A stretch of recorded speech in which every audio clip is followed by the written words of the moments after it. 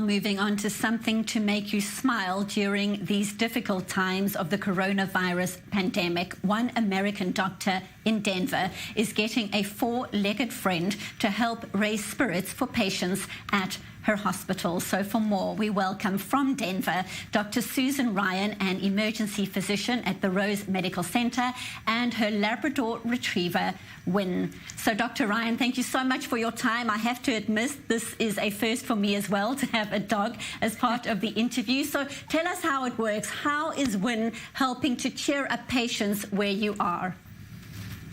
So she actually is more for the staff because she's a service dog in training. So she comes with me to work, and then because of her usual presence in the ER, everyone is really comfortable with her. So the staff seek her out. So a nurse might have an interaction with a patient that's just heartbreaking. And in order to ground them again, they go spend a little time with Wynn, and it helps them remember the humanity of it all. Well, they say that a dog is a man's best friend. So talk to us about what your colleagues are saying in terms of how this is helping them in terms of dealing with the trauma that they are facing as they work each and every day. It's amazing how much it does settle you. There's a lot of science behind the animal-human bond, and it decreases cortisol levels, and it helps calm us. So it's really easy to see the impact. It doesn't take much of just petting her, and then you start to feel the breath lighten, and you just are much more comfortable. And talk to us about exactly what you're describing, the trauma for people who are actually facing patients every single day, how heartbreaking it is, your personal assessment of what you are seeing as you work every day with patients, and how this is affecting you personally.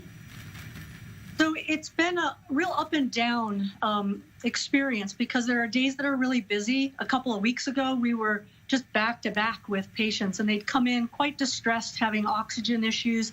And then before your eyes, they would just spiral down, and we'd have to intubate them quickly.